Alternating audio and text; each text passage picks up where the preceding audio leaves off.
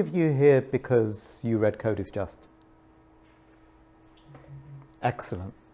You can go home. The rest of you can stay. Why are some of you here? Why are you here today? Interested in gaming, interested in programming, interested in people's kind of stories of growing up programming. Good. Okay, and yourself, sir? Saving central heating costs. There's that. Yeah, just don't need to have the heating on to come here. So. That's an excellent response. But like that guy, I thought it might be interesting as well. So a bit of a double benefit. Good. Yeah. And what about you?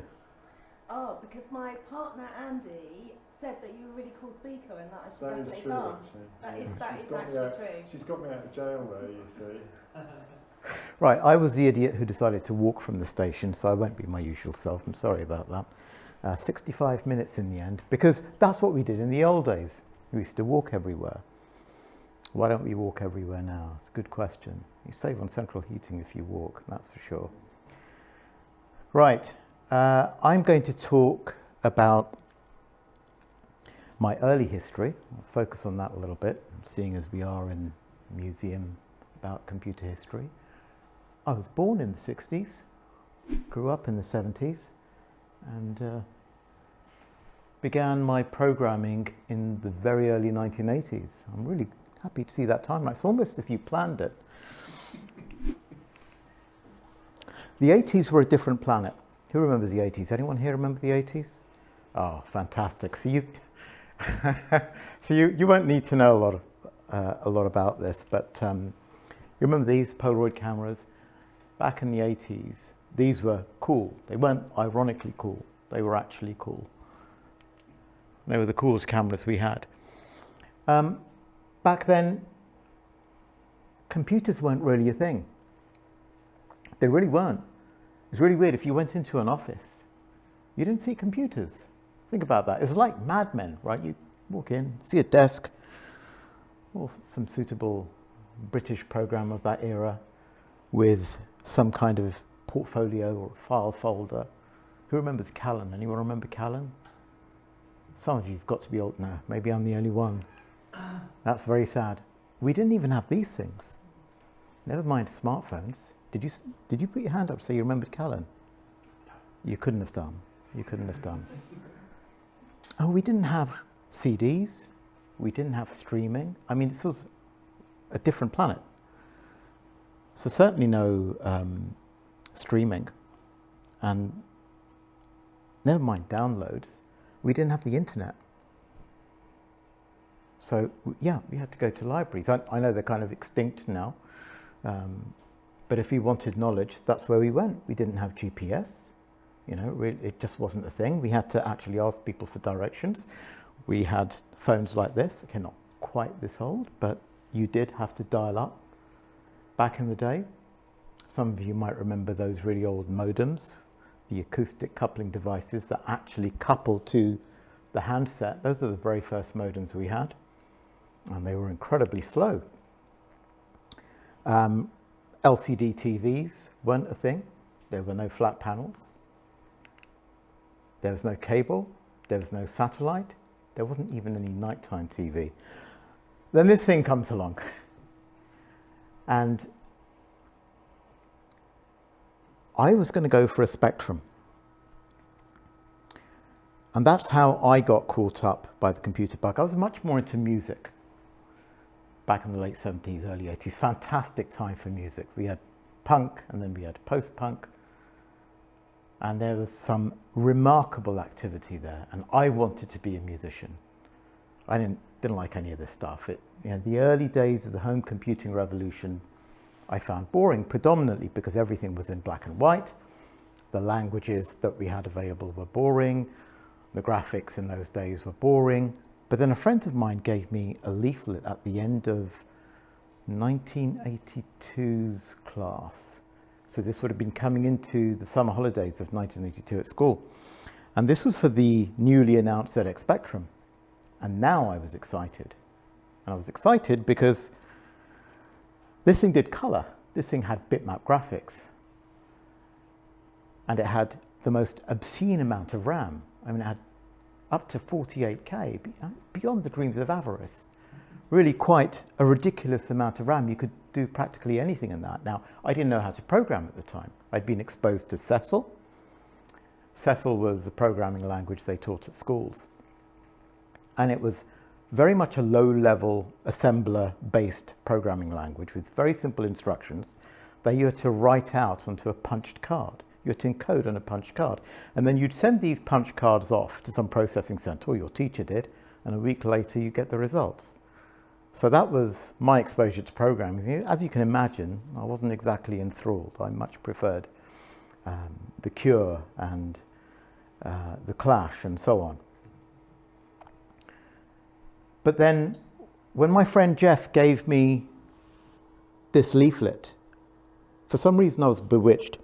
And I've been trying to work out why. And I think it's because I love the arcades. So as a young child, my first exposure to arcades would have been the Space Invaders machine in my friend's B&B. Now, someone has asked me since, why did a B&B have a Space Invaders machine? I don't know, but I'm glad they did.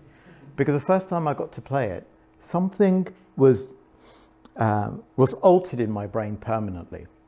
And it was that feeling that for the first time ever, I was in control of the programming on the screen. Now, when I say programming, I'm talking about old school TV programming, because up until then, you watched what you were told. You had the BBC, and that meant just BBC One. You had part-time BBC Two, you had ITV, and none of these things were on at night. And you watched whatever they put on, and there was a national conversation about whatever was being broadcast. And that was actually quite nice. We don't have that anymore. Everyone's watching something different. Everyone's got their own TVs in their own bedrooms and now in their own pockets. So we've become atomized in a way that British society didn't have in those days. So this Space Invaders machine had something going on the screen. And there was me tapping buttons, changing what was happening on the screen. And this is remarkable. And it was instant, and it was smooth. And of course, that cacophony of sound was hugely enticing. So the arcades really woke me up to what was possible. I had no idea that there were people out there who actually wrote code that would run these things. There was just some wizardry going on in a TV set. I had no idea how this was done. And so when Jeff gave me this leaflet, I thought, hold on a minute. Maybe I could play arcade games at home. So it was not so much about learning to program as it was being able to play arcade games at home. And I think one of the reasons I was really drawn to playing arcade games at home for so long is because I originally had asked my dad for an Atari VCS. My mum and dad were divorced. And that was a rarity in those days, of course, and especially for brown folk. Hardly any brown folk got divorced. So he said no to an Atari VCS. Quite right, by the way. And back then I took it very badly. But now I look back and think, yeah, that would have been a disaster. My studies would not have gone particularly well. And as it happens, they didn't go well anyway. So it would have made absolutely no difference. Maybe I would have got into programming sooner. We'd be talking about 1979 instead of 1982. Here's the problem. The Spectrum wasn't out. And I didn't have anyone to talk to about computing except my friend Jeff. And the way I spoke to him was on one of those landlines he saw earlier. Landlines are very expensive, so it was hard to call him during the holidays and speak for a while. So I decided to walk to Tottenham Court Road, where they had a bunch of computer shops. Tottenham Court Road is a really huge street in London, wide road. Not sure how many people have been to Tottenham Court Road. Good. Okay, so there were a bunch of computer shops. Most of the computers there were really boring. Black and white, green screens. Graphics were just, well, they were text. Let's face it, they weren't graphics, they were text. But then one day I saw this, the Atari 400. And there was something very different going on, because the posters they had on the walls looked like nothing I'd ever seen. And for a start, they were full color. But then I saw a display, and it was showing what looked like an arcade game, except at home. You have to remember, when I talked about the Atari VCS, this is not an arcade game at home. This is a simulation of an arcade game with really, really blocky graphics. And they were jokes, but you lived with jokes back then because that's all you got. But this thing had a game called Star Raiders. And Star Raiders was the greatest video game ever written. I still maintain that to this day. Probably the greatest video game engineering feat of all time, certainly. We can debate the gameplay. But when I saw those visuals, I knew then that I had to have this machine. Now, I'm dirt poor. I say I'm dirt poor. I'm living with my mum in a council estate. It's a dump. I've been cautioned that this is a PG event. So I will be very, very careful not to use more precise language, which would more accurately describe my circumstances at the time. But I endured, along with my brother and sister and my mother, the most vile racist abuse year in, year out on this hellhole's allowed, isn't it, of a London council estate. My mum and dad, as I've told you, were divorced, and making ends meet in those days was not easy. Of course, it's never been easy, still not easy, let's face it, right? But I didn't care. I went to my mum and said, I've got to have this thing. She just ignored me. Carried on working away on her sewing machine because that's how she made money. I pestered her and pestered her and pestered her, and eventually she asked me about it. And I started giving her the full spiel about exactly what this thing could do. And one day she decides to take me to the shop and says, let's have a look. And she buys it for me, puts it on a credit card. And it's probably the most profound act of generosity I've ever experienced in my life. There's no probably about it. It was simply unbelievable that somebody with so little means would spend upwards of £400 on the requisite Atari 400, copy of Atari Basic, one of those Atari joysticks, and of course the essential copy of Star Raiders, because that's why I really wanted it. But I'd sold it to my mum on the premise that I would learn to program and I would make her a map. Of course, now you have maps on your phones and they get you lost trying to find your way to a computer museum. But things have come a long way, certainly. My dad was absolutely dead set against me spending any time computing, but I didn't care. This is what I absolutely had to do. Now,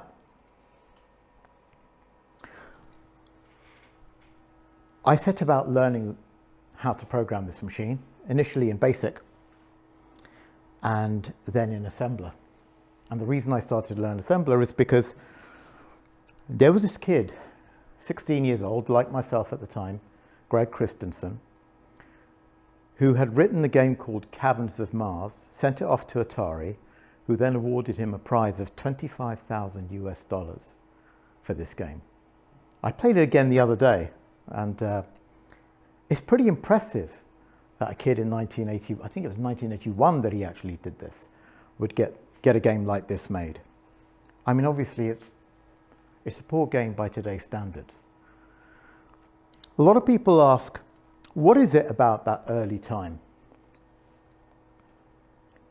Surely you're just harking back to the halcyon days. It's just nostalgia. You want to get back to an elitist mentality when programmers were real programmers and had to hard code stuff so that you could exclude everybody else. You don't like it that programming and making video games has become so accessible. And having thought about this at length, I think that's exactly the wrong way around. I look back at that time as an easier time, not a more difficult time. It was easier, much easier. Why? Because you had to rely on yourself. You had to. You had no choice. You had no resources. You had no internet. You had no choices. You couldn't do things this way or that way. If you want to learn JavaScript today, you're in trouble. You're in big trouble. The number of frameworks is infinite and growing. I mean, where do you even begin to learn to program today? Oh, just get a computer and what? Where would you even begin? Download Unity. Okay, now what? Fine, I've downloaded Unity. What am I looking at? We had no floating point numbers. We had all of our arithmetic was done in 8 bits. Who knows what I'm talking about when I say 8 bits? Okay, I'm going to explain for the few who don't, because this is important.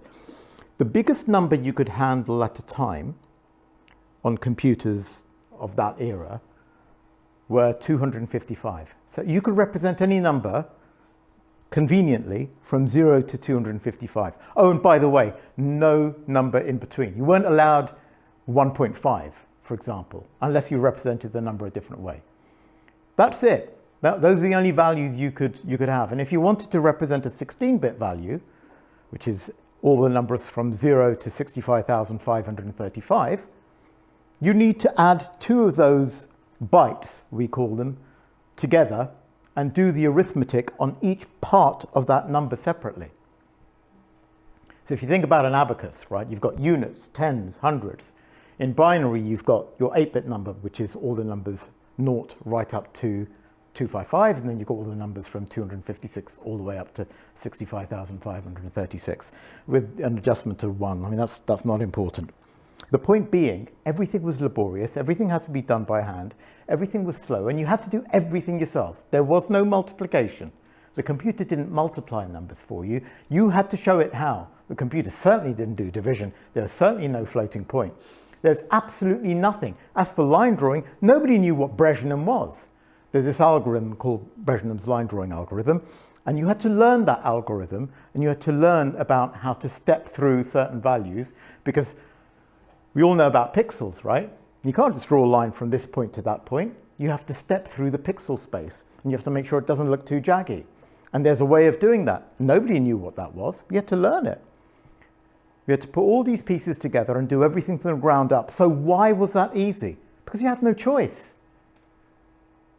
Now if I want to program, I've got all the equipment in the world. I've got the greatest shed in the universe. It has everything. The most powerful computers, the most amazing monitors, with more space than NASA. And how much programming do you think I get done? I'm sorry, I know you're waiting for Chimera 2. But how much do you think I get done? I'm paralyzed by choice. The reason I want to go back to those days is not because it was exclusive and hardcore, but because you had no choice. And the other aspect to this that's really important, I think, is that we didn't really have the job market that we do today. And think about the opportunities afforded by computing as it's grown from that time. Imagine an Uber without the cell phone, for example. Not going to happen. So, for example, if I wanted to become a taxi driver in those days, I had 2 choices. I could do the knowledge. That means riding around London on a scooter for 3 years and learning the streets inside out. Or I could join a minicab firm and hopefully get by without a GPS and hope not to get beaten up by black cabbies. By black cabbies, by the way, I'm not being racist. London cabs, black cabs, that's what they're called. And they would regularly have fights. So minicab firms and black cab firms would have fights on the street. So if you wanted to make a bit of money, it wasn't easy. So I'd been shown this. You do it yourself, and who knows? You might be like Greg Christensen. You might make $25,000. You might be able to help your family get out of this hellhole that you're living in. It was a way out, and there was only one choice. You climb your way out this one way, you do everything yourself, you learn it yourself, you trust your instincts, or you perish. And by perish, I mean, I wasn't enjoying my studies. I was exceptionally bright at school, but there was nothing that interested me. There were no careers that interested me. I had to do it or die. And there is so much power in that. And I feel today's young are hugely disadvantaged because it's so hard to choose a path. The children who will succeed are the ones who are clear-sighted and say, right, I'm focusing on this. This is the direction I'm going to go in. And they have to be really, really careful not to be influenced to move off their course because they think they're going to miss out on the next big thing. I don't envy the children of today. So yes, that's why I like those times. It was do or die, and now it's, well, choose this framework from a million different frameworks. Now, all that said, my dad thinks this is frivolous. Yeah? There's no future. There's no guaranteed future. There's no industry at this time. There are a few software houses, that's what they were called. They weren't called publishers. And these software houses would advertise in the back of magazines that nobody bought in the hope that people would buy their games. And there were no figures. There was no industry body telling you that publisher X has sold Y thousand copies. That didn't exist. My dad was worried that I was bunking off school. Don't bunk off school. Where's the boy gone? Don't bunk off school. Often. He said I was just making monkeys dance on a screen. This is what he told my mother. And he might have had a point, because as I say, there was no industry, there was not necessarily a future, and everyone might have thought it was a fad, like CB radio. Anyone remember CB radio? Yeah, where's that now? And this is what my dad thought. It's like CB radio. I knew, though, I was possessed, and I knew I was never, ever going to give this up.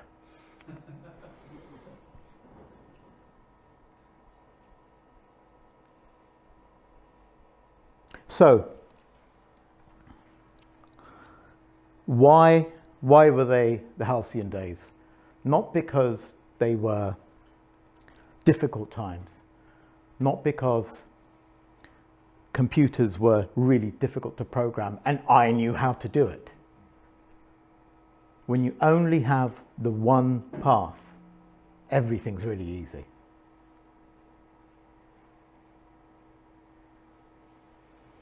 Should we talk about some of my earlier games? So, I got good really quickly. I mean, I took to it amazingly quickly. Cut a long story short, I eventually became one of the best programmers in the industry. We were called programmers back then. We didn't use the term game developers or any of the fancy modern stuff. We were programmers, and programmers happened to do programmer art, and they did programmer music and whatever. And then eventually we had teams. But I guess my first claim to fame was doing the Commodore 64 port of Jet Set Willy. And the way I got that was pure luck. I had finished another game, and I used my big mouth to convince software projects that I could indeed port Jet Set Willy to the Commodore 64 for them. Now, I'd forsaken my A-levels because I'd been playing Sabre Wolf by Ultimate Play the Game and Jet Set Willy by Matthew Smith on the ZX Spectrum. That's how I spent the last 2 months when I should have been studying for the A-levels, which I ended up failing because I hadn't turned up to school for the last year, because I'd been teaching myself how to make video games. But I'd become good enough that I'd had a game published, I'd had another couple of games published, and now here I was in the offices of software projects in Liverpool, talking to them about how great I thought Jet Set Willy on the Spectrum was, and they offered me the opportunity to do this. And of course, I said yes, thinking about just how much that would change my life, the life of my family. Now, this is well documented. The whole story is documented in season 1 of Code is Just. So if you haven't read it, it's on my Twitter. And I'm not going to go into too much detail on the porting process here, but suffice to say, I ran my mouth off. It was nowhere near as easy as I thought it was going to be.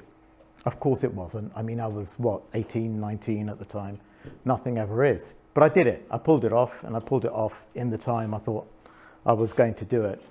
But it was probably the hardest thing I ever did. And when I say the hardest thing, I don't mean in terms of how difficult it was to program, but because of the psychological battles I won as a youngster who knew that it was either this or the dole queue, as we called it back then. You know, I had nothing to fall back on. I had no A levels. So despite being pretty smart, I had no trade. This is the only thing I knew. So I had to get this right. And the battles I fought, that as well as being a type 1 diabetic who was completely out of control, who didn't give a stuff about his condition. Stuff is okay, isn't it? Good. Stuff is completely peachy. Good. Who didn't really care about his condition and so abused it so much that he was constantly ill and in and out of hospital with ketoacidosis and hypoglycemia. You know, not a good time. I didn't care. I wanted to make video games and I wanted to make a living making video games and I wanted to prove my dad wrong and I wanted to become a better and better programmer and I wanted to learn more and more machines and I couldn't get enough. Just could not get enough. And I did it. And a lot of people since have criticized the port. That's fine. I was a kid. I did the best job I did, best job I could. It was a good enough job that they paid me. If they hadn't have paid me, then of course you could say I hadn't done a good job, but they paid me. So the job was fine. Wasn't the best port in the world, but it wasn't a bad job. They sold 1 million copies, I made 4,000 quid. I think that was a good deal. Of course, nowadays I would think that was not a good deal, but that's fine. You're a kid, you learn, people are going to exploit you. These things happen. That's how you learn your trade.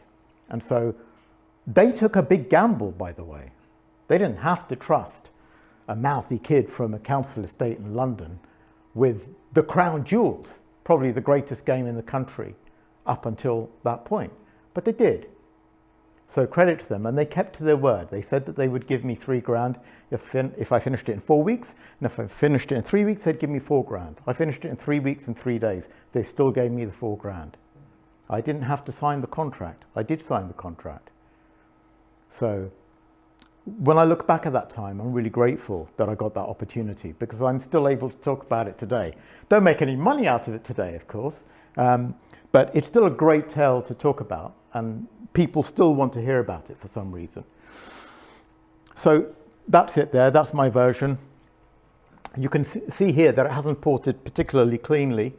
The actual game screen is 32 columns as it is on the Spectrum, and I widened this bit out. If I'd been smart, I would have kept this to 32, but I think I was trying to say, look, we've got 40 columns in the 64, might as well use them. Silly, because it just highlights the fact that you're going to have to do a smaller game screen. Now, the person that they were using and who wasn't able to do Jet Set Willy had also done Manic Miner. Chris Lancaster was his game, and I have to take their word for it. Chris might well have his own version of events, and I would say if you want to hear his version of events, listen to him. I don't have his version of events. I only have what Software Project said to me, which was that he was not able to progress in the time frame that they would have liked. I have no idea if that's true or not. I have no idea if they wanted to get me cheap. Could have been the case, but his version was going to be wider. And my gamble as a kid playing with the crown jewels, and you know, obviously hugely arrogant at that age, was, well, look, this is Matthew Smith we're talking about. Who on earth am I to mess with his vision? If I start to change this, what if I mess it up? What if it's not as fun? What if the jumps don't feel as smooth? There are a million things that could have gone wrong by using the full width of the Commodore 64 display.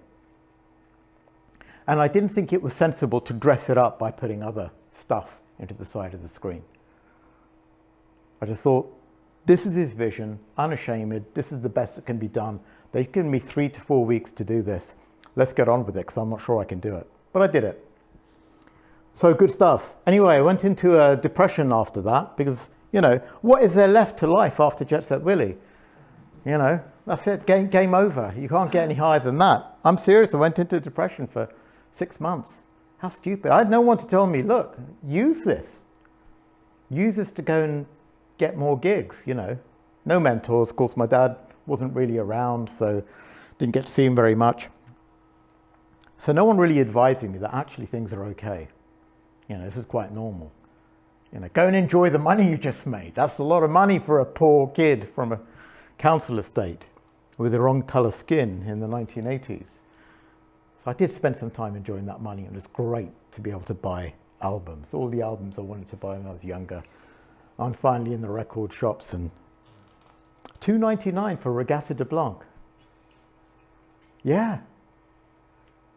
Albums are cheap then. Try buying a piece of vinyl for $2.99 today. Now $29.99 maybe. Things changed.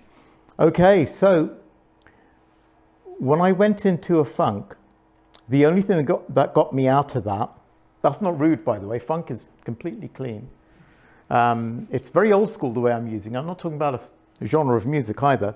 The only thing that got me out was Night Law by Ultimate Play of the Game. Anyone remember Night Law? No? Yeah. Okay, so for those of you who don't know, the Spectrum had a bitmap display. It didn't have any hardware sprites. So I must start on that basis. And it certainly wasn't capable of 3D graphics, except somehow the geniuses at Ultimate Play the Game had managed to make it look like they pulled off 3D graphics on a ZX Spectrum. So I'm looking at this game on my black and white telly, and I'm in shock. This is not possible. How have they done this? What? This character's going in front of a block. Now I'm moving it, now it's going behind a block. That's 3D. It looks like a cartoon. This is impossible. What magic is this? Witchcraft. So I called my friend Jeff. He's in the industry as well at this point. And I'm trying to explain to him what's going on. He hasn't been able to get hold of a copy near where he lives, so he comes down, has a look, looks at the screen, and has exactly the same reaction as me. And he's a better programmer than me, by the way. And he's looking at it, I haven't got a clue. No idea how he did this. So that snapped me out of it, because suddenly I'm not the guy who did Jet Set Willy. I'm the guy who's got to play catch up with these guys, right? These geniuses. So I'm looking at this and I'm measuring the screen. I'm on my knees, there's this black and white telly over here, and I'm getting my ruler out and, you know, looking at the pixels. Hold on a minute. That's weird. Did you see that? That's not 3D. It's something else. It's not 3D because there's no perspective distortion of any kind. That is an isometric projection. Of course, I didn't know what an isometric projection was. I'm 57, so this might take me a while. There we go. It took me a while to work out what was going on, but basically what was happening was they were drawing bitmaps. But because there was no perspective being used, they fooled you into thinking that they were doing 3D when actually they were doing layered sprites. They'd written their own system, which they called Filmation. I wasn't the only one who was grandiose. And this thing, as I discovered later, took a segment of the screen. So you had a back buffer. The back buffer was the entire background. Drew the character on, and then overlaid whatever was higher priority in front of that character, then blasted it back to the screen. Just that dirty rectangle. So basically they were doing very, very early form of dirty rectangle drawing. If you want an explanation of dirty rectangle, I can spend the next 15 minutes boring you to tears about it, but I won't. You can easily Google dirty rectangle and you'll know what I'm talking about. Now, having looked at this, I didn't know at the time that's exactly what they were doing. I didn't have a clue. Now, I'm 18. What am I going to do? Am I going to go to the bookstores? There's no internet, remember? It's a proprietary technique. There's no way of reverse engineering this. So I did it the only way I could, which was to ask, if I were to recreate this, how would I do it? And asking that question was what got me out of depression and into making Chimera, which went on and, where is it? There, sold loads. Loads. Not enough to make me rich for the rest of my life, but enough to let me take black cabs everywhere, eat at any restaurant I wanted, buy any musical equipment I wanted, computing equipment I wanted, and become a bit of a star at Firebird, which was enjoyable, I have to say, for a young kid, 18, 19 years old, amazing for the ego, especially when you've experienced so much hardship, racism, poverty, all of that stuff. It goes to your head really quickly, and it's very hard not to keep the ego in check. I had a massive ego. So I did the Spectrum version, And Firebird actually rejected that the first time round. I couldn't believe it. I was the first person to really faithfully copy the technique. But I realized very quickly the reason they rejected it was because I'd copied the technique, but I hadn't really made a game. I'd made a tech demo. So I went away, made a game, took a couple of weeks, came back, knocked their socks off. I had sampled speech. If anyone's ever heard the Scream in Chimera, that was the first on the Spectrum. There was speech in there as well, and it was sold at a low price, which was also really quite surprising for a lot of people. Then I did the Commodore 64 version. Now this was to prove a completely different challenge altogether, because the same technique that I used for the Spectrum version couldn't be used for the Commodore 64 version. If you recall, when I was talking about Night Law, I mentioned that there were no sprites on the Spectrum, and yet they still managed to pull off this technique. Well, on the Commodore 64, you had 8 sprites, but I wasn't sure if that was going to be enough. And even if you do have 8 sprites, you can't have it so that they're behind some blocks and in front of others, because the layers aren't like that. The layers are rotated, if you like. So there had to be a way. And the method that I discovered, and I think I was the first to do this, was like Ultimate Play the Game. I would take this background, reconstruct it into a small buffer the size of anything that was animated, and then, no, I didn't do that actually. I did better than that. I drew the sprite into a buffer. So I didn't draw the background at all. I drew the sprite into a buffer, and I cut away from that data anything that would have appeared in front. Now, that wasn't trivial. And then the sprite could go wherever it wanted.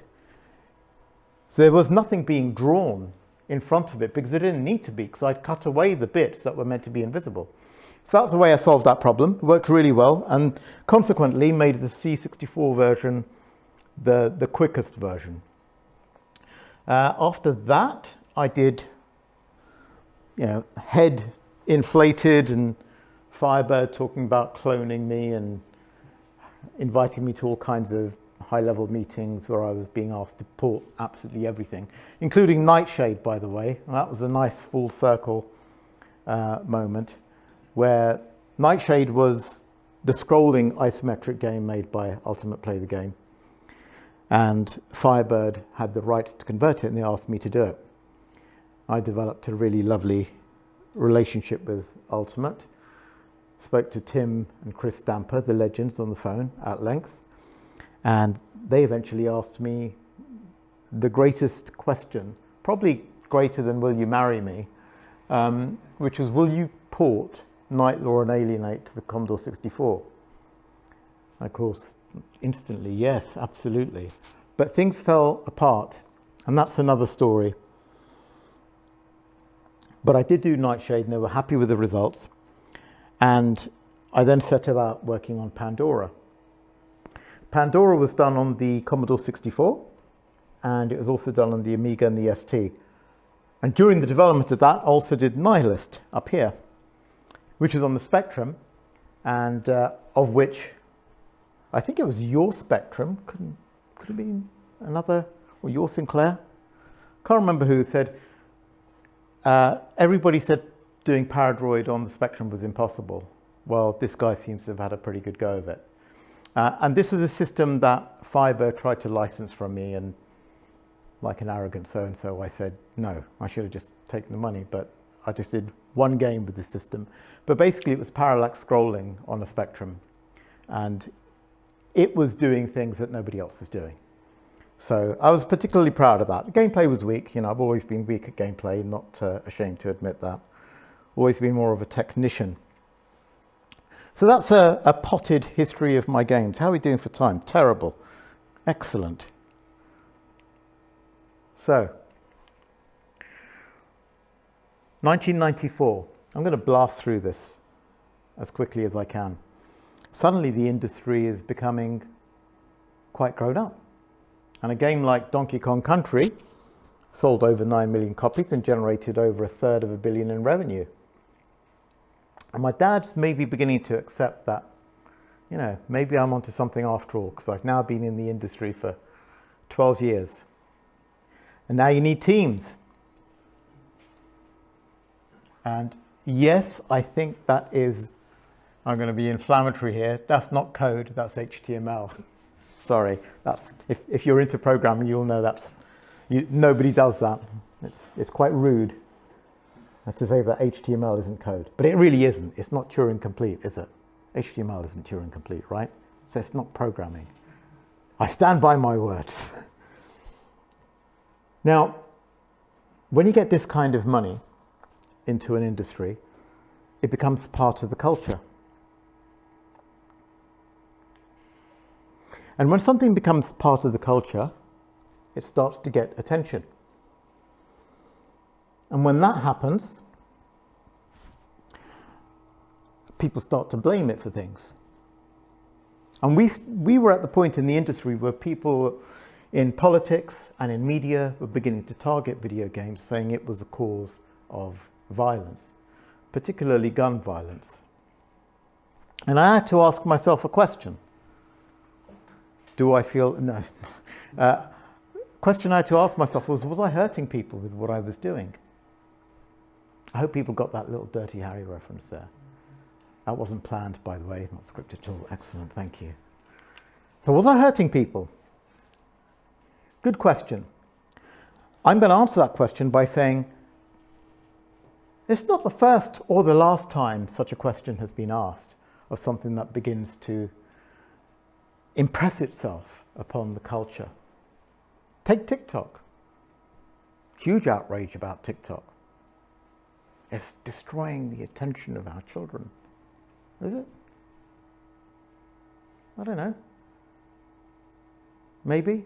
Maybe there are other things that are destroying their attention. Maybe their attention isn't destroyed. Maybe we should spend more time with them. You gave me a wince there. Yeah, you're right. Yeah. No, let's leave them to their devices, right? See what I did there? So, TikTok, if I want to learn something, anything, I can learn it off this, or off YouTube, or any other medium, if I want to do that. It's not TikTok or YouTube or other short form or long form content that's destroying the attention span. It's just a tool. We can use it however we want. Just so happens that it's really easy to hack our biology and our physiology. Really easy. There's many amazing psychologists who work for these social media companies have proven time and time again. But there's many things we can do to defend ourselves. If you think TikTok's destroying your child's attention span, maybe don't let them have TikTok on their mobile phone. Maybe be more careful about regimenting their time. I'm talking to myself, by the way, as a father of 4. Then you have events like this. In 1994, in this country, we criminalized the emission of a succession of repetitive beats. What, like this? These are whirling dervishes. Anyone familiar with whirling dervishes? What are they doing? They're whirling in time, right? They're whirling to an internal or an external beat, and they're doing it to what? To get into a trance state. Why? Because trance states are a higher form of consciousness, and they are good for you. What's interesting is that repetitive beats or a rhythm is something that you'll find in every culture as part of a system that will get people into a trance state. And of course, the government ruling was about house parties. But we've been doing this as human beings for millennia. And it is part of so many rituals that it's not an accident. Why is this? Maybe it's because, and there's science to prove this, that the time we felt the most safe was when we were in our mother's wombs. And the dominant sound we heard at that time, when we were in a period of complete safety, was a heartbeat. But no, doom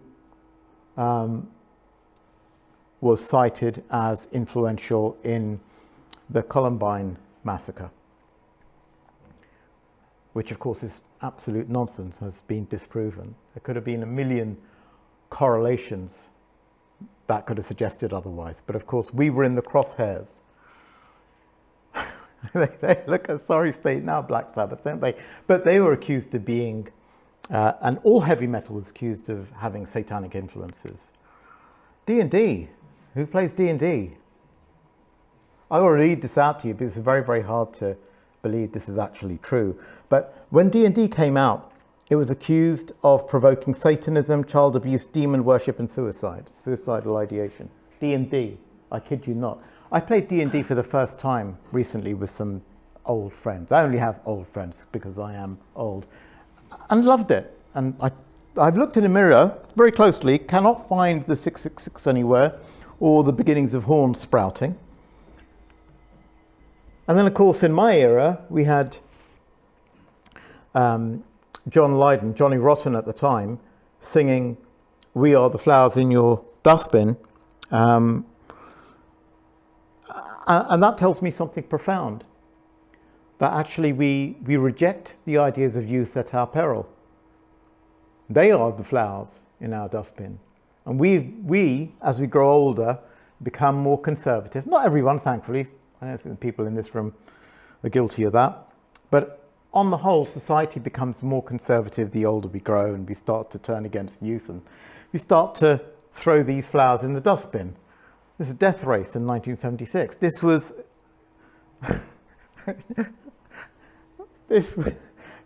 was accused of causing, I'm not even going to say, but I'm just going to ask you, can you actually see anything in this that would incline you towards violence? I mean, it's a joke now. At the time, it was serious. Of course, every age has had its moral panic. Even the king himself was accused of being provocative and lewd. And you've got to ask yourself, what would he have made of Cardi B? Still, we didn't start the fire. It's always been burning since the world's been turning. We are free of their accusations. Moral panics have been debunked time and time and time again. It's always the new against the old. 3 parts. This is the end. Now, fine, I wasn't causing people harm in the career path that I'd chosen, or that had chosen me. The question I have to ask myself is, could it possibly have been doing good? Now, I'm not just talking about myself, obviously, I'm talking about the industry. Could games be good? I think COVID-19 answered that question in a way that many people didn't expect that it would. And one of the things that we did a lot during the pandemic, which, by the way, hasn't really gone away. I mean, 9,000 people a day dying in China at the moment. And that just goes to show, I don't care what your position is on the vaccines, but their vaccines weren't as good as the ones we had available over here. Nowhere near as good. Their efficacy rate was much lower. And as a result, they've been much harder hit by the Omicron variants than we have. And we don't have 9,000 people dying a day in the UK. They do in China. It's very scary. But we asked, what does the science say? So I want to ask, and I have been asking, what does the science say about video games? Because despite the repeated attempts of politicians and media figures and even scientists to try and prove the causation of violence by video games, no such causation has ever been found, ever, in any study. And there have been thousands of these studies now. In fact, what we found by the same people who were looking for a negative correlation or causation was exact opposite, that actually they're good for you. This is astonishing. It's only started to become important recently. And there's a 2014 study where smokers who played a two-player game, puzzle game, were able to reduce their cravings by 50% just by playing this game, because the centers in the brain responsible for puzzle solving and cooperation. I didn't know such centers existed in the brain, but apparently they do. So cooperation with someone to complete a task is a very human thing, right? Are the same centers that nicotine targets. It's really weird. So you reduce your cravings by 50%. Now, let me add something here. Medicines, if they show a 50% absolute rate of efficacy, they're an astonishing success. Look at statins, for example. Statins show something like a 0.4% absolute rate of success. 0.4%.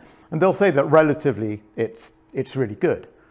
But if you look at the figures, now, normally you wouldn't prescribe something like a statin on that basis. But because so many people take it, it's worth it for the lives that you do save. When the numbers are big enough, these small percentages start to mean a lot. Yeah? But 50%, we're talking about something that's more effective than any pharmaceutical. This is my favorite. This is the University of Washington Harborview Burn Center. They found that people who played this game, Snow World, it's a VR game, as you can probably tell, were able to reduce their pain sensation. They were able to ignore it 92% of the time while they were in the experience, and afterwards felt up to 50% pain reduction after having played the game. They're no longer in VR now. They experience 50% pain reduction just by being in a VR game experience. Astonishing. I'm not going to go into the science. We'd be here a very, very long time, but you can look at the articles, you can look at all the papers, they're all available. I'm picking the most obvious ones. Most of you are familiar with this study with a rival university city. I'm sorry to mention Oxford's name here, but there you go. Sometimes it's got to be done. But there's a groundbreaking study there where they got people exposed to traumatic images to play Tetris. And this massively reduced, I think it was something, what was the figure? Yeah, half. Compared to the control group, they were able to reduce their flashback experiences by 50% just by playing Tetris, because there's spatial interference going on. Astonishing. I mean, these figures, very, very hard to reconcile with what's happening in the world of pharmaceuticals. Like, how come games are so much more effective at these things? There's got to be something in it, right? This is one of my favorites, is that kids who were about to go under an anesthetic for an operation experienced massive reductions in feelings of anxiety and required much less pain relief afterwards as well. I love that. That's just amazing. And anyone who's got kids knows this is true. It's so easy. Just distract with something fun. Problem is finding something that's fun. Video games really are fun, which is why they're so beneficial. You're probably familiar with Dr. McGonagall. And this, I know, is a bit of a wishy-washy sentiment, but it makes sense. It makes sense. And I've been thinking about my career at great length over the last couple of years, certainly towards the second year of the pandemic. How is my career meaningful in any way?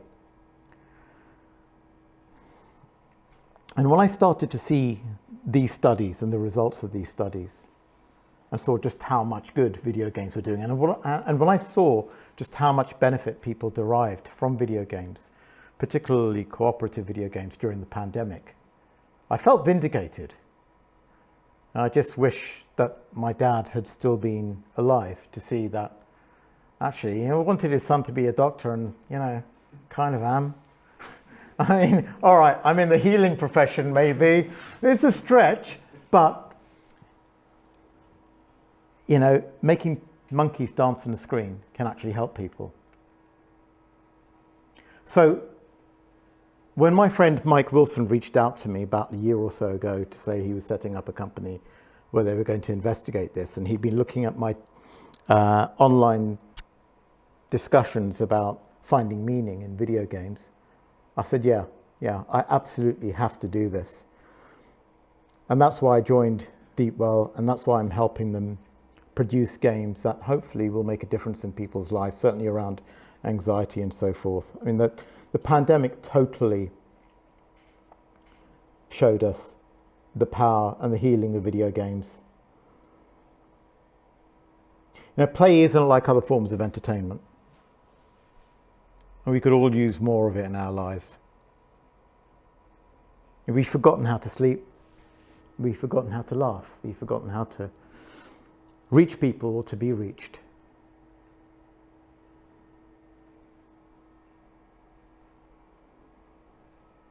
Video games aren't a problem.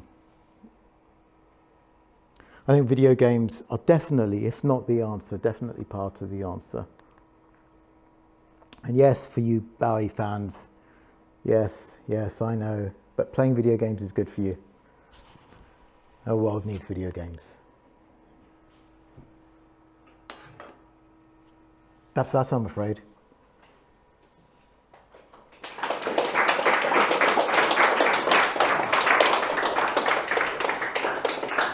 How much time do we have for questions? Thank you, by the way. Thank you.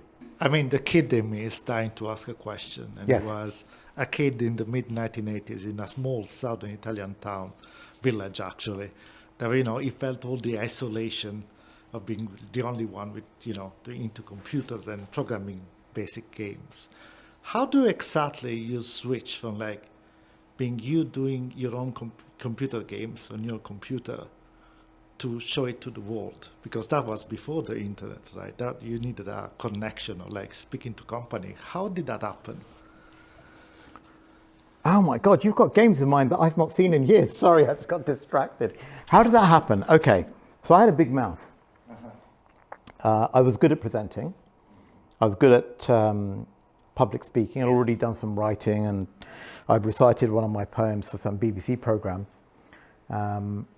So even though I was quite an introvert, the weird thing for me was speaking to people about business was easy for me because it wasn't a social thing. Mm-hmm. Yeah, it was more like a presentation. And it was just a case of looking at the magazines. At the time, the magazines were our internet, right? And you'd see a cool advert and you say, I like that company. Because you'd not see these adverts on TV. Yes. They would only be in the magazines. So you would obviously look at the biggest adverts, the coolest adverts, and go, I like that company, let's see what their games are like. You'd buy a game, you say, okay, these are cool, I like these games. Some games you'd make fun of, oh, that's a load of rubbish, I never want to do anything with that company. And others you'd say, this is cool, I'd love to perhaps talk to this company. And you know what you'd do? You'd pick up the phone and you'd call them because they'd had their phone number in the adverts. So you'd call them. Sometimes you'd send a letter, but I would usually call them. And of course, I don't sound anything other than completely English on the phone. So I wouldn't open with my name because I was worried that I would get a racist response. So the interesting thing is the first game that was published by a publisher that I made was in 1983. It was a game called Storm in a Teacup, and I approached Arctic Computing and I used the pseudonym James Kent. And the reason I used that name was because a friend of my mum said, maybe your games have been getting rejected because of your name. I thought, that doesn't sound reasonable to me, but whatever, let's give it a go. So I sent this cassette to Arctic Computing with my game on it, and a letter signed James Kent. And they said yes. And my mum's friend said, see, I told you. I said, no. All the games I made before were, insert a bleep here. All the games I made before were shocking. They were really bad. This is the first game that I'd written completely in assembler. And it wasn't a good game, but it was enough to get published. And so when I met them, there was absolutely no surprise. And I asked Chris, the guy who I met, why? Why are you not surprised? And he said, because all the names you had in the credits were Asian names. What was I thinking? But there was no racism. I never encountered any racism, but it was very easy for me to reach out. Mm-hmm. It was easy for me to get in front of people because of my voice.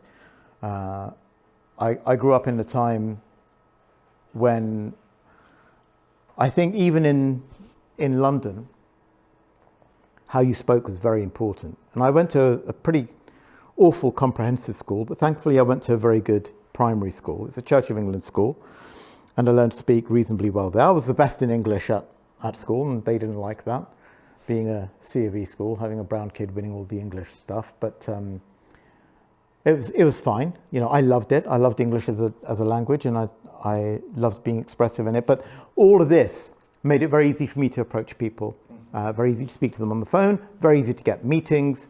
And by that time, once you got to that point, it doesn't matter what your name is, because they've already made their first impression. For me, the important thing was don't let my face be the first impression. Does that answer your question? Yeah. It's Cool adverts in magazines, cool games by those people, call them up on the phone, get an appointment. Just And hopefully they're in London. Send them something in the post. That was the big difference. Yeah, London was a good place to be. But some, you know, if they were up north, they'd have to be a software project for me to find a way of getting enough money to go up there, because it wasn't cheap to go to Liverpool on train. Even then.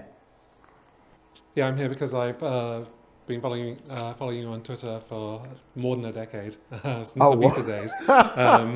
But I'm sorry, whatever it was. But throughout all that time, like, I kept following you through everything you've done, because like, not just experienced and like informed from your like life experience, but also very thoughtful and compassionate about like the world that we have today, and like the way it relates to where you came from, and what you spoke about with regards to healing in games and the potential for healing in the future. Maybe ask you, like, where do you feel that developers and creators should be considering the kind of healing power of the games they make versus the kind of inherent byproduct of healing in games? So like being deliberate about healing and making something. That's a really great question, one that we're trying to answer at Deepwell. The first point is the point I think that you've alluded to, and is a very important point, is that games are intrinsically good for you. This is the astonishing thing that we've discovered. Who knew? I mean, human children learn life skills through play.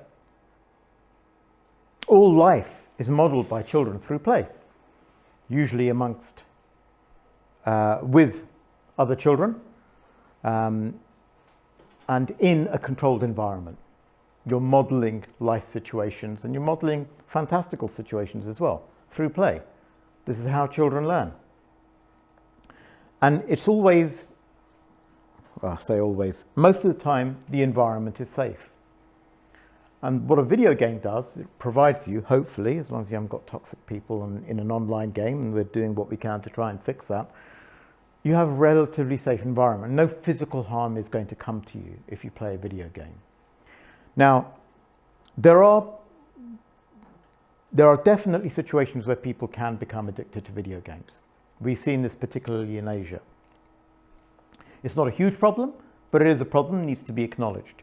So the same feedback loops that are used to incentivize players to keep coming back irrespective of how they feel and what's good for them can be modified so that they're not as compulsive, and that in fact you're forced to take breaks. Now, is it the games inherently that are doing this? Again, no causal link has been found. Is it possible to accelerate that so that in those people who are susceptible to addictive behaviors are then less influenced? Yeah, of course. Of course it's possible to pull those levers and make it so that they don't feel as compelled to come back. For example, if somebody is clocked up 12 hours of playtime in one day, you could easily say, time for a break maybe, you know? It's possible to do that. And it's the free-to-play games, not all of them, not trying to have a go at free-to-play games exclusively, but they're the ones that make it really easy to keep buying and getting involved and staying involved and trying to improve and grinding and so on. And the issue has always been that there's certain types of people who are susceptible to certain types of behavior, more so than others. I don't believe in necessarily the addictive personality, but there are certain things that can happen to people that drive them towards behavior that causes them and others harm. And there are certainly mechanisms all over the world in every kind of situation that can, if not accelerate, then certainly not slow that process down. But I don't think the two are necessarily causal in any way.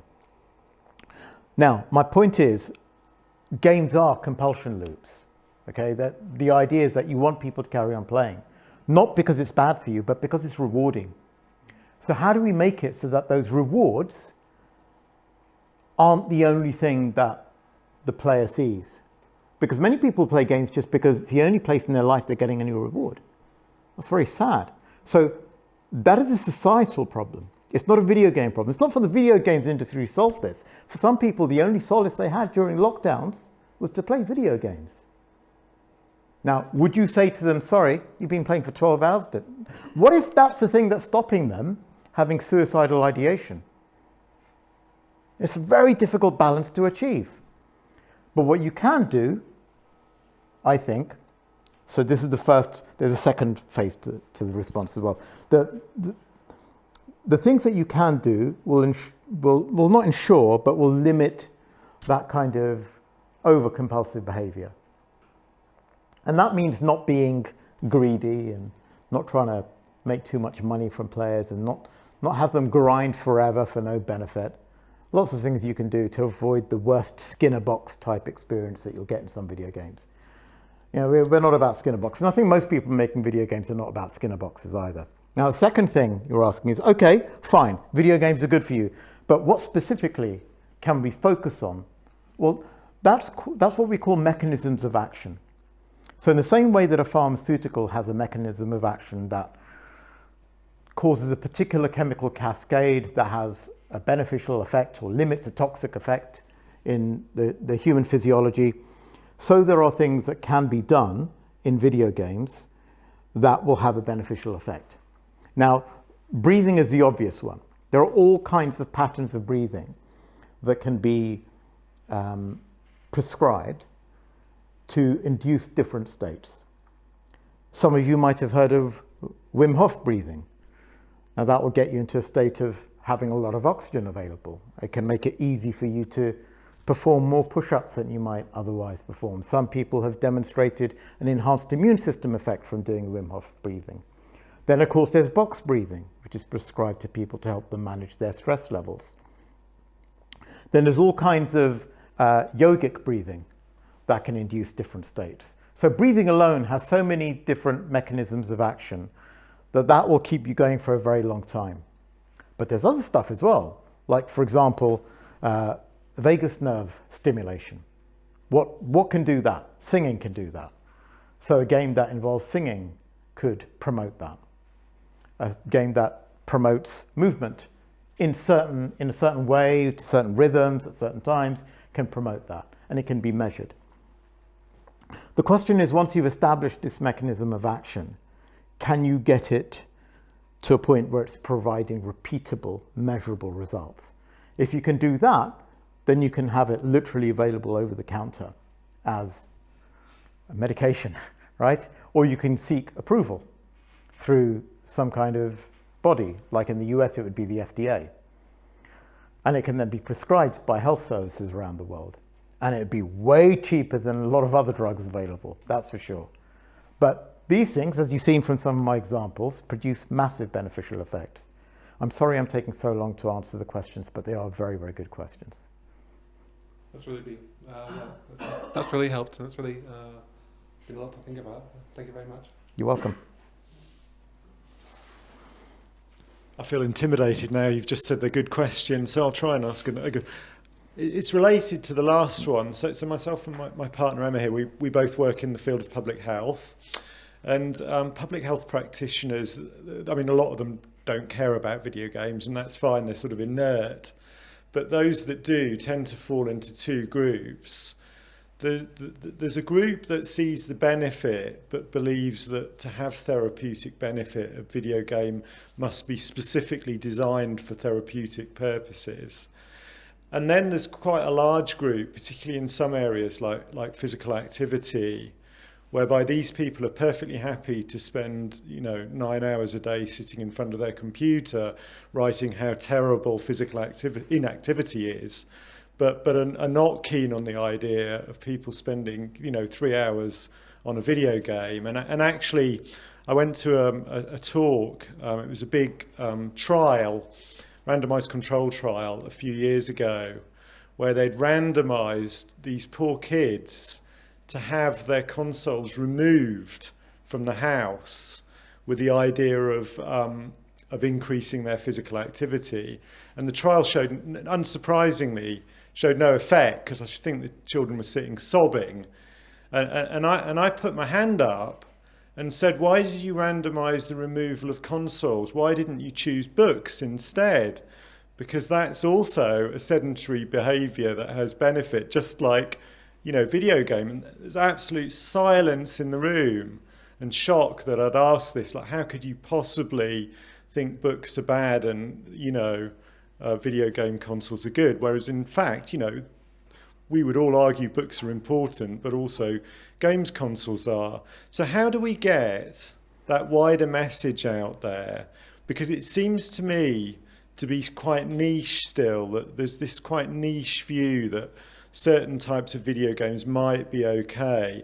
How do we get the word out there that they're part of that sort of rich tapestry of life and that whole range of things that people do that bring therapeutic benefit?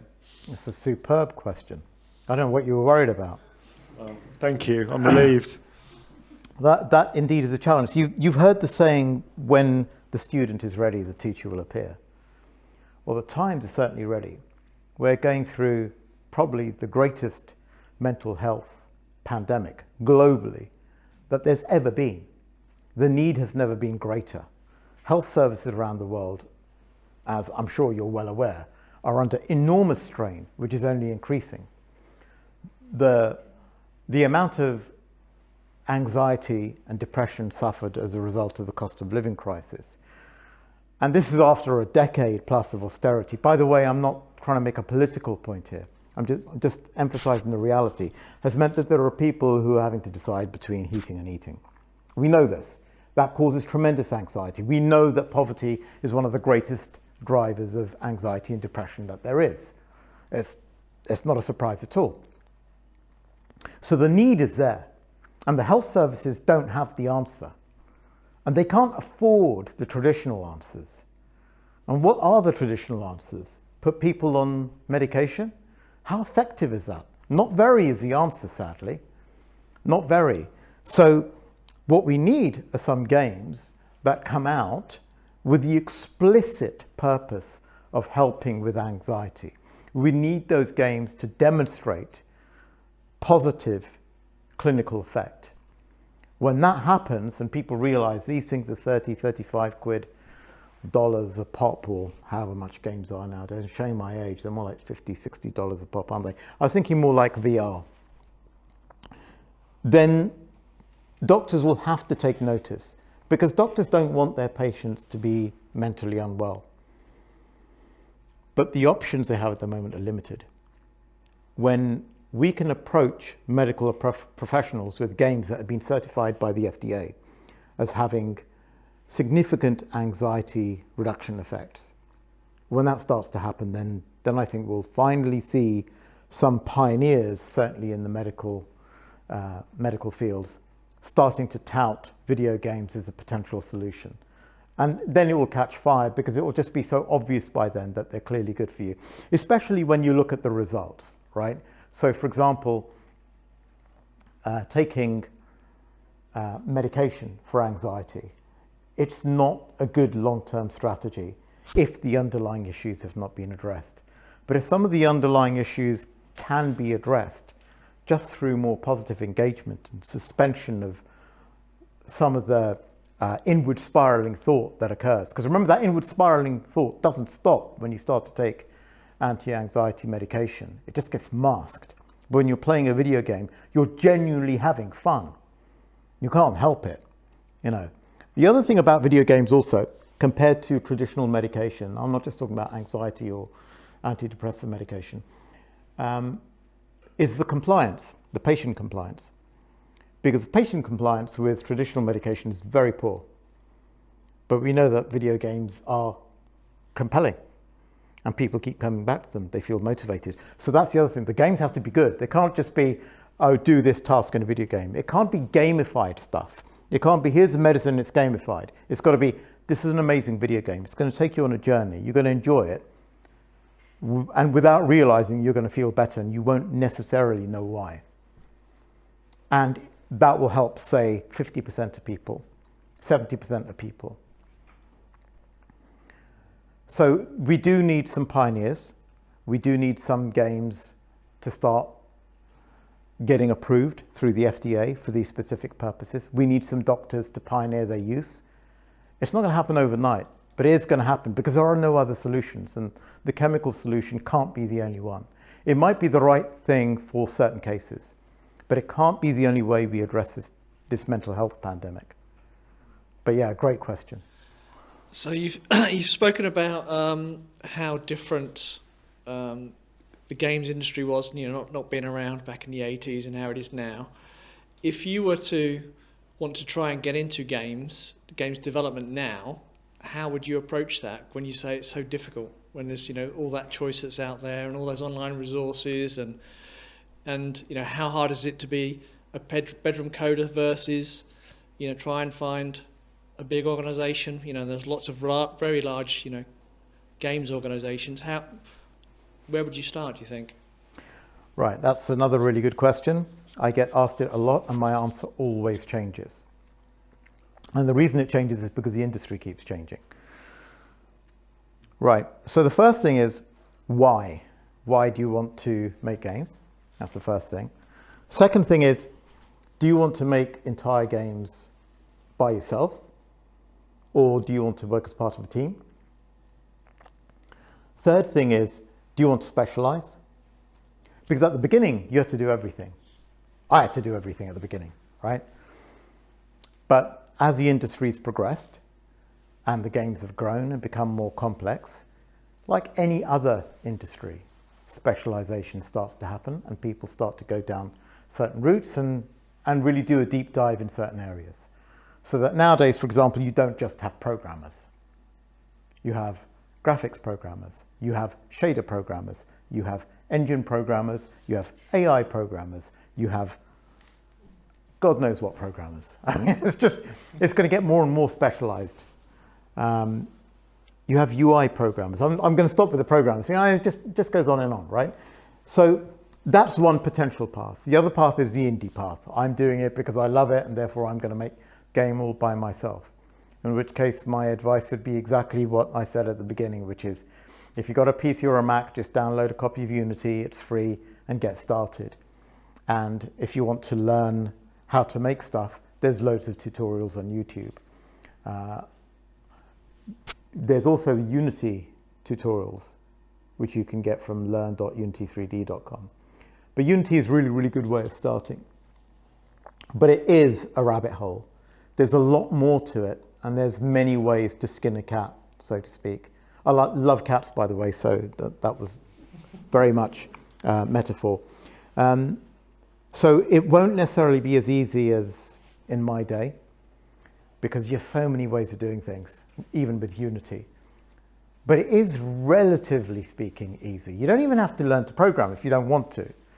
I mean, you could use, they have a visual programming system now, so you can do a Scratch type thing. It's not a million miles away from Blueprint with Unreal. You could do Unreal, but Unreal's pretty hard, I'd say, in terms of learning curve compared to Unity, but not impossible. So either is fine. You need a much beefier machine for Unreal, and with Unity, you're able to make stuff for mobile. You can with Unreal, but not quite as straightforward. Unreal is better suited to much higher end stuff, and Unity is pretty broad in its reach.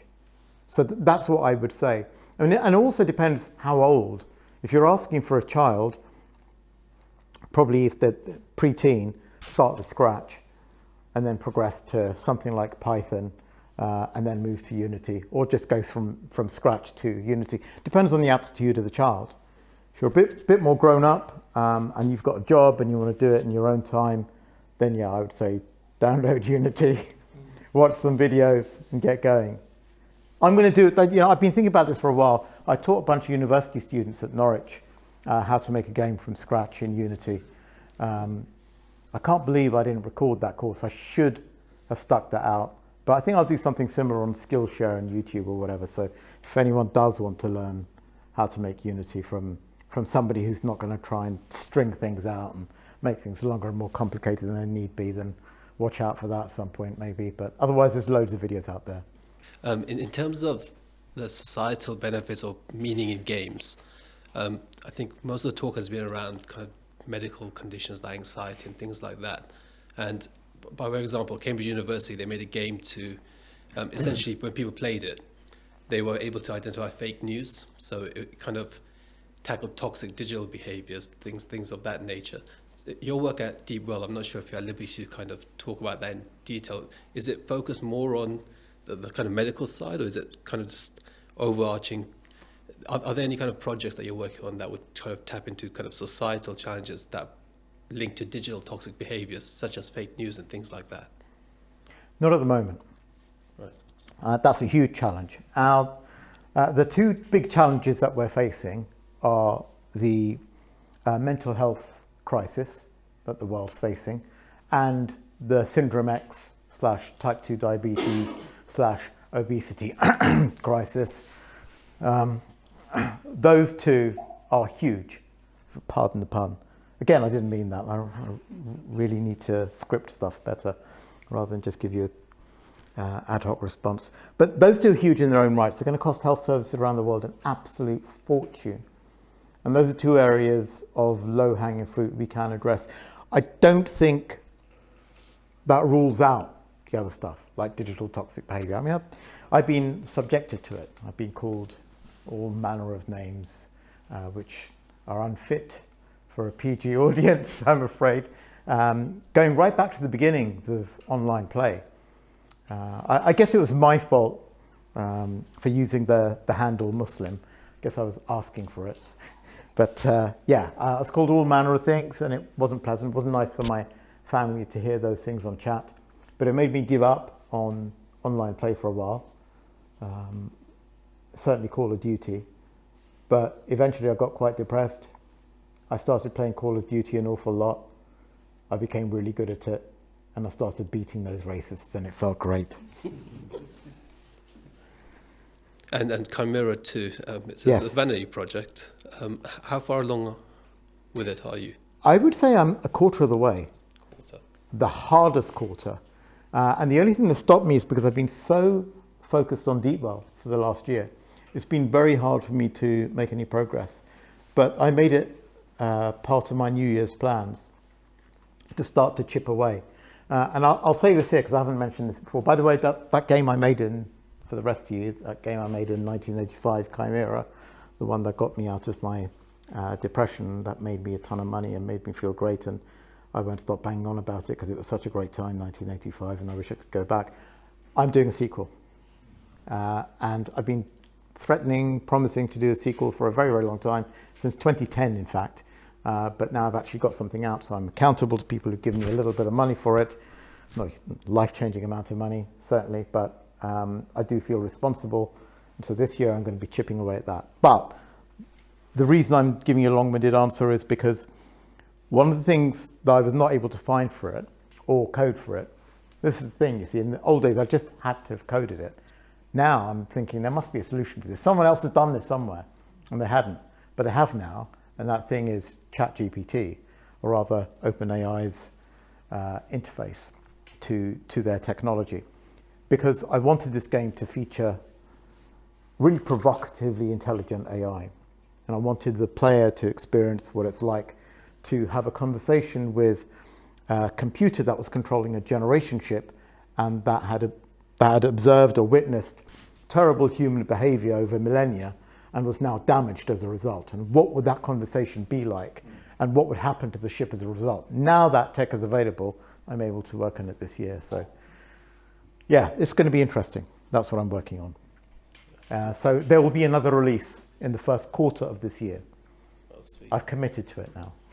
One of my game collecting missions was to collect every Ultimate game on every format. So of course that's my Nightshade there. The question is basically, how long were you given to convert it, and what help were you given by Ultimate? Did you have to build it from the ground up, or? Right, so Nightshade was a really difficult project to convert to the Commodore 64. Really, really difficult. Way harder than anything I'd ever done before. And the reason for it was manifold. For a start, it was scrolling. Scrolling means you have to update the entire display, which is fine on a 3.5 megahertz Z80, which has got a small window to update and reasonably fast block copying instructions.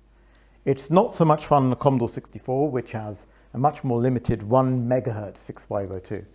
So you're already at a massive disadvantage. Now you might ask, well, what about sprites? I could use sprites.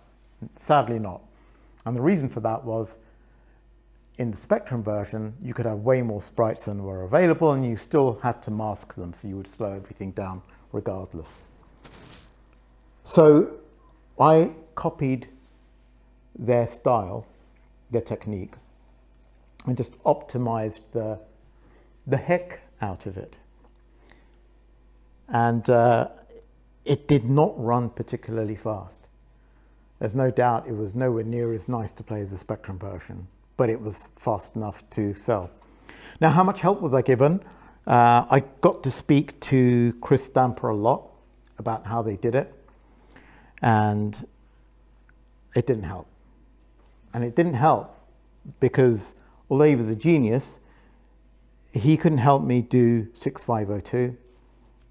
I had to work out the most efficient way of doing it. And the thing is, there were no shortcuts. Whereas with Chimera on the Commodore 64, I came up with a really useful technique that brought me so much speed that eventually it was running too fast. With Nightshade, that just wasn't possible. There were no shortcuts. There was no getting away with the technique. Now, could I do it faster today? Probably. But I was 19 and they gave me 4 weeks. So I just had to sit down with my 6502 assembler, and I'm looking at the floor because I'm remembering the many sheets of handwritten code that I laid out on the living room floor to debug stuff and to optimize stuff to make it go as fast as I possibly could. I did the best job I possibly could. I think maybe today I could do it a bit more quickly. Sorry, I touched the mic there. That's going to mess up the recording. And it's fast enough that they paid me, but I could probably do a better job today. Not much though. I might have a go at multiplex. The way I do it today is I go for a character map display. I go for a full screen display, which is going to be very hard because you're going to show much larger areas. And I go for multiplexed sprites. And there's much less masking, by the way, going on in Nightshade compared to Nightlaw, because what they do is they'd have these walls, right? But as soon as your player went behind a wall, the wall would disappear. So you don't have to worry about that so much. So I'll probably do a different approach today, but I had 4 weeks, rubbish tools, yeah, and handwritten source code. Thank you. You're welcome. Thank you.